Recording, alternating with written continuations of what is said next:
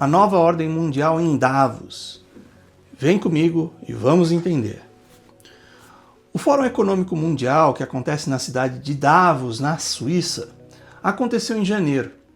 Eu vou reagir nesse vídeo a trechos de conversas e decisões que foram tomadas lá sobre os temas de transição energética e descarbonização.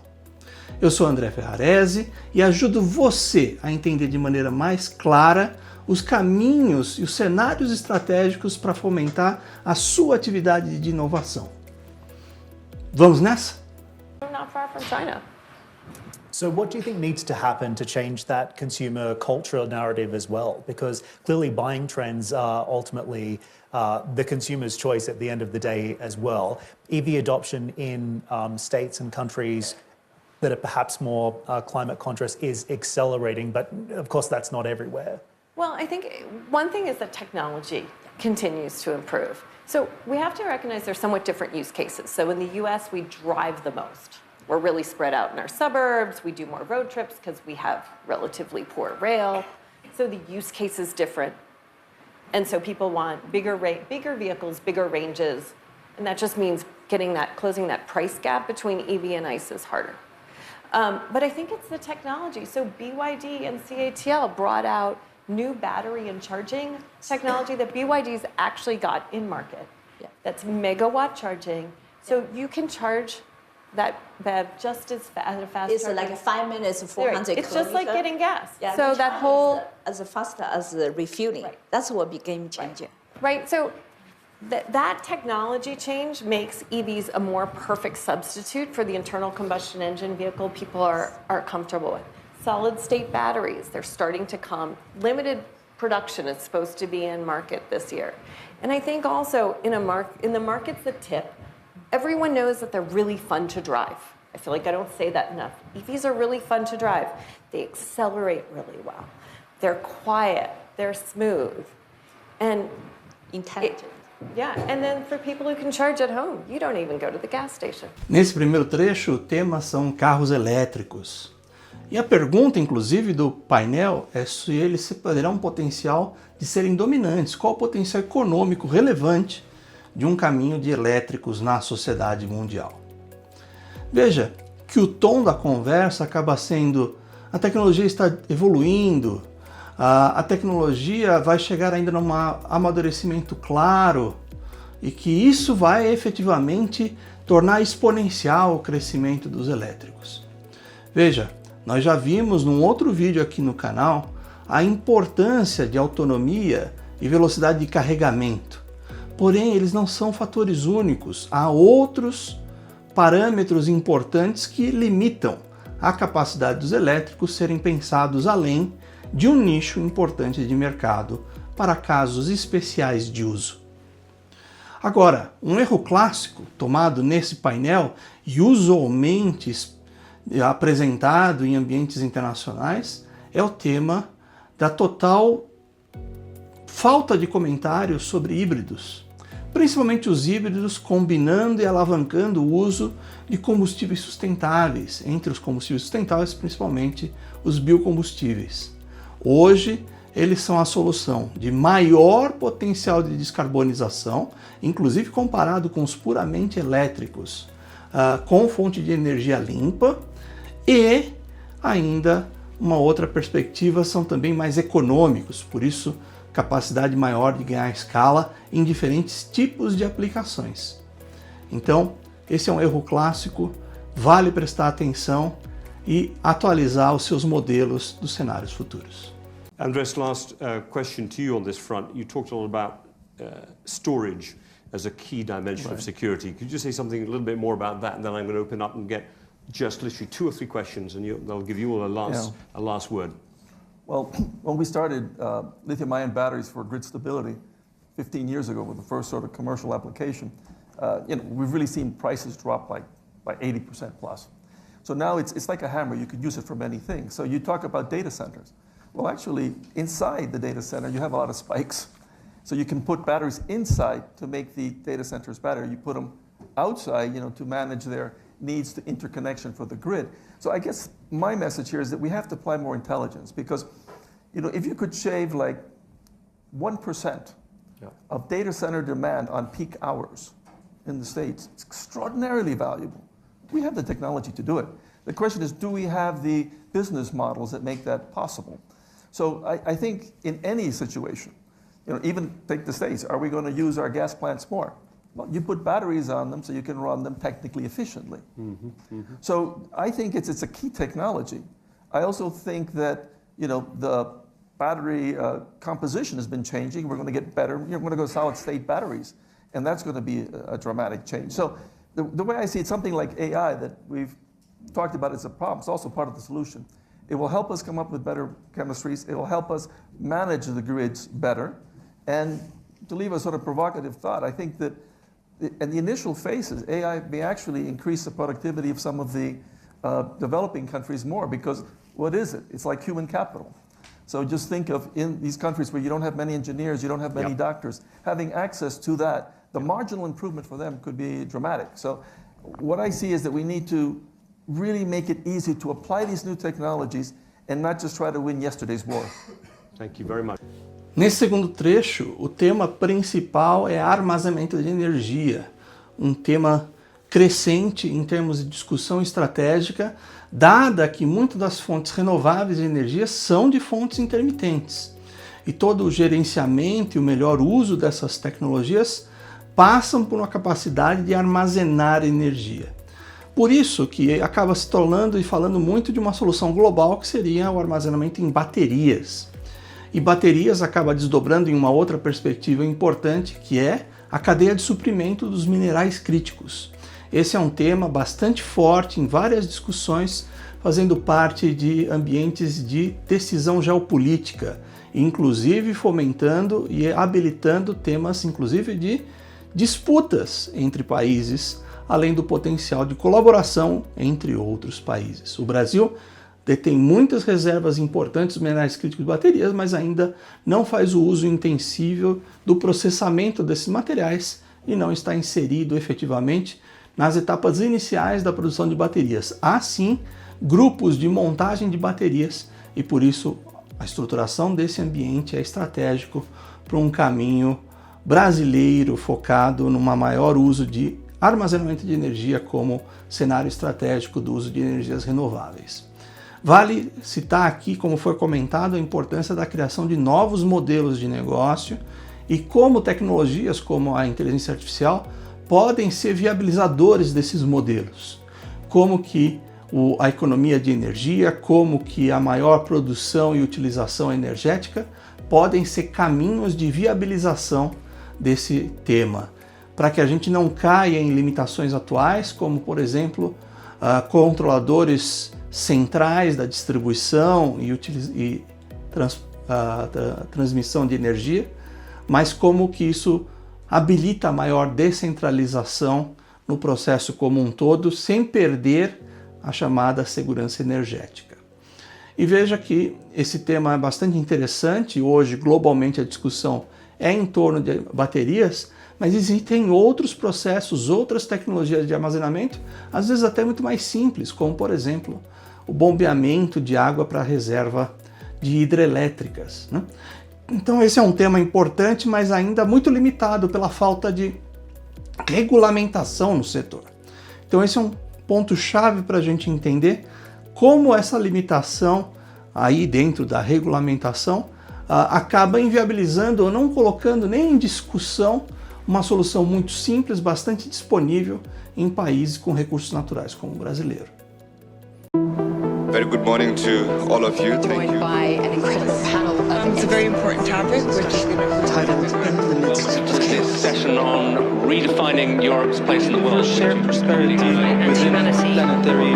Living through a very dramatic geopolitical shift. The world may be very different today, but I believe that geopolitical shocks can and must serve as an opportunity. We want strong allies, not seriously weakened ones. We want Europe to be strong. The rules-based order is fading. We believe that from the fracture, we can build something bigger, better, stronger, more just. Our power today rests on three pillars: our security, our competitiveness, and our unity. Even with the very difficult geopolitical backdrop, we are seeing sustained economic growth. The fact that the world is now moving to multipolarity also means that parts of the world are becoming more dynamic, economically stronger. Growth requires statecraft. I'm determined to break the circle of poverty. That the son of the poorest should not be poor. I think what government should be focused more on is policy conducive to growth. 当前新一轮科技革命和产业变革正在加速推进，带来新的历史机遇。 AI is technology that will diffuse faster and bring economic growth all around the world.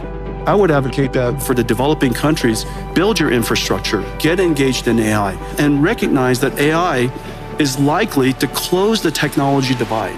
Digital public infrastructure is one of the critical infrastructures, but electricity is even more basic. Africa has 600 million people without electricity. I do think AI will help with economic growth, but there is a concern that the young people coming on the job market are having a harder time finding jobs because of the ability of AI to replace them. If we don't protect on the downside around kids, around jobs, around energy affordability, we shouldn't actually have the license to pursue the upside. At heart, it is about the protection of everyone, including the most vulnerable population. The future in the long term depends very much on innovation within planetary boundaries. And that is a real challenge. One data center consumes electricity as much as a town with 100,000 households. This is the age of electricity, and how we are going to meet this. 100 miles by 100 miles of solar is enough to power the entire United States. Today, the green economy is already a 5 trillion economy, and it's growing twice as fast as the revenues of the past. It is competitive.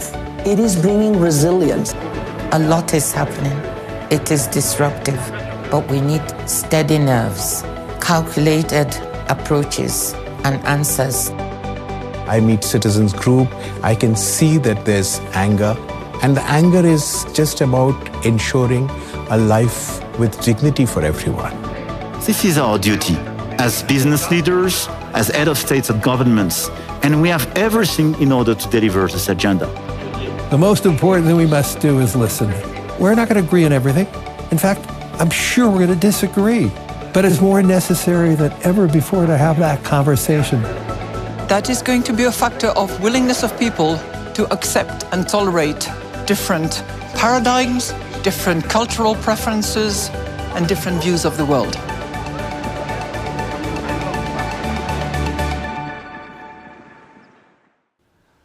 E nesse último trecho, que é basicamente um grande resumo do encontro de Davos, a gente percebe uma problemática muito forte sobre os conflitos geopolíticos, que até foi citado rapidamente em uma das falas, de que além de ser uma preocupação, traz também oportunidades. Uma delas até a gente já falou nesse vídeo, por exemplo, a cadeia de minerais críticos. Isso pode ser um ponto interessante para o Brasil em novas frentes de negociação também. Veja que muitas das palavras estão muito fortes sobre crescimento econômico e justiça social. Isso é um tema-chave, lembra que a gente já falou isso bastante nos vídeos aqui do canal, sobre a importância de que as soluções tecnológicas que se apresentem sejam capazes de ter viabilidade econômica para ganhar escala, mas também combinem a perspectiva de impacto ambiental e justiça social, pois se uma dessas pernas estiver falhando, dificilmente aquela solução tem capacidade de crescer significativamente. Veja que em termos de tecnologia, a inteligência artificial continua sendo a bola da vez, o principal foco, não só sobre a perspectiva de como ela deve mudar as cadeias de trabalho e o ambiente de competitividade das diferentes unidades, mas como também ela traz desafios, por exemplo, a disponibilidade de energia, a necessidade cada vez maior dessa tecnologia ser desenvolvida e a infraestrutura para que ela tenha capacidade de desenvolvimento, né? Por isso que energia ganhou uma discussão muito forte sobre segurança energética, o que trouxe um viés mais pragmático sobre as discussões de fontes renováveis ou fontes fósseis, né? Mas o principal é como isso pode ser um ambiente capaz de viabilizar esse crescimento econômico e que o crescimento econômico não seja limitado pela falta de energia. Por isso eu sempre disse aqui, em muitos cenários, de que é muito pouco provável que cenários futuros apresentem redução sensível de energia no mundo, né? Então esse é um tema-chave, em especial conectado com a necessidade de transição justa, quer dizer, trazer junto o desenvolvimento econômico e diminuir a preocupação de desigualdade no mundo, né? Mas vale a pena lembrar que todas essas combinações de desenvolvimento social justo, a combinação de viabilidade econômica, a falta de discussão, de atenção para o ambiente de combustíveis sustentáveis chama muito a atenção, né? Essa é uma discussão importante em que boa parte do mundo desenvolvido, por ter menores acessos a recursos naturais, não põe muito dessa discussão em pauta, o que para Brasil e vários aliados do sul global poderia ser um ambiente bastante interessante de competição. Então vale também prestar atenção àquilo que não foi dito e como que essas coisas se combinam num ambiente de desenvolvimento tecnológico como um todo. E para fechar o nosso vídeo de hoje, continuamos conectando a importância de como esse tema estratégico, tanto de descarbonização como transição energética, tem que fazer parte de um ambiente de avaliação de cenário futuro claro. E uma vez que essa avaliação de futuro claro fomente a distribuição de ações estratégicas na sua companhia, muitas dessas ações como desdobramentos da gestão da inovação.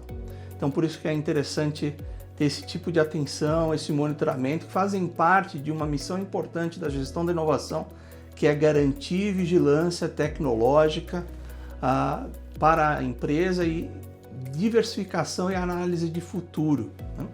Então, espero que tenha ajudado você a refletir um pouco sobre parte desses desafios e como que trazer essa discussão não só no ambiente interno da empresa, mas através do ecossistema de inovação em que ela está inserida, as universidades com quem colabora, os institutos de pesquisa, as outras empresas da cadeia ou empresas de ambição similar ou tecnologia similar, como a construção dessa articulação ajuda cada vez mais a amadurecer um cenário de futuro que traga maior confiança para o investimento necessário para inovação.